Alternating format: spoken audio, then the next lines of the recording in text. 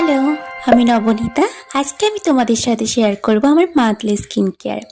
প্রথমে আমি একটা ফেস ওয়াশ ইউজ করছি, যেটা আমি ডট&কির ইউজ করছি।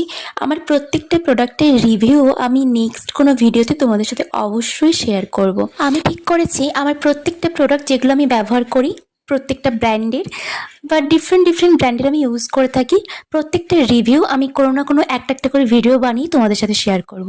নেক্সট আমি এখানে ইউজ করছি নোজ স্ট্রিপ, যেটা মাসে একবার করে অন্তত ইউজ করা অত্যন্ত প্রয়োজনীয়, আর সপ্তাহে একবার করে ইউজ করলে তো খুবই ভালো। এটা ফোরহেড, নোজ অ্যান্ড চিনসের জন্য।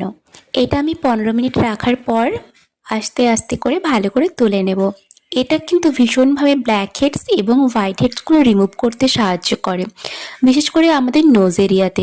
তোমরা সবাই জানো যে আমাদের নোজ এরিয়াতে কী পরিমাণে ব্ল্যাক হেডস এবং হোয়াইট হেডস থাকে। এটা কিন্তু খুব সুন্দরভাবে ক্লিন করে। হালকা একটু পেন হয়, একদম ঈষৎ যা পিঁপড়ে কামড়ানোর মতো, বাট ওকে। নেক্সট আমি এখানে একটা ক্লে মাস্ক ইউজ করছি, যেটা অ্যাকনি প্রন স্কিনের জন্য ভীষণ ভালো। আমার যেহেতু ভীষণ পিম্পলস সেন্সিটিভ এবং অ্যাকনি প্রন স্কিন, তো এটা আমার স্কিনের জন্য ভীষণ ভালো স্যুট করে। এটাও আমি এখানে 15 মিনিট রাখবো, দেন আমি এটা ভালো করে ওয়াশ করে নেব। ওকে, এভরিথিং ইজ ডান। আমি যেহেতু ফেসটাকে ভালো করে ক্লিন করে নিয়েছি, নেক্সট এবার হচ্ছে স্কিনটাকে হাইড্রেট করার পালা, যেটা সবাই করে থাকে সবসময়। Serum, toner, moisturiser. তোমরা চাইলে শুধু একটা ভালো ময়শ্চারাইজারও ইউজ করতে পারো। দেন আমি এখানে ইউজ করছি আই ক্রিম, আর এটা হলো আমার রোজের ব্যাপার, যেটা আমি এভরি নাইটে করে থাকি নাইট স্কিন কেয়ার হিসেবে। আর আমি কিন্তু ডিফারেন্ট দিনে ডিফারেন্ট আমি সিরাম ইউজ করে থাকি।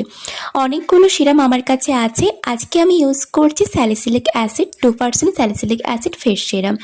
নেক্সট হচ্ছে লিপ বাম, অ্যান্ড দেন যেটা আমি ইউজ করছি, এটা আমার ডক্টর সাজেস্টেড, যেহেতু আমার পিম্পল স্কিন, তো সেই জন্য আমি এটা ইউজ করে থাকি। তো আমার অল স্টেপ ডান। আজ আসি, আবার কোনো ভিডিওতে দেখা হবে। Bye bye.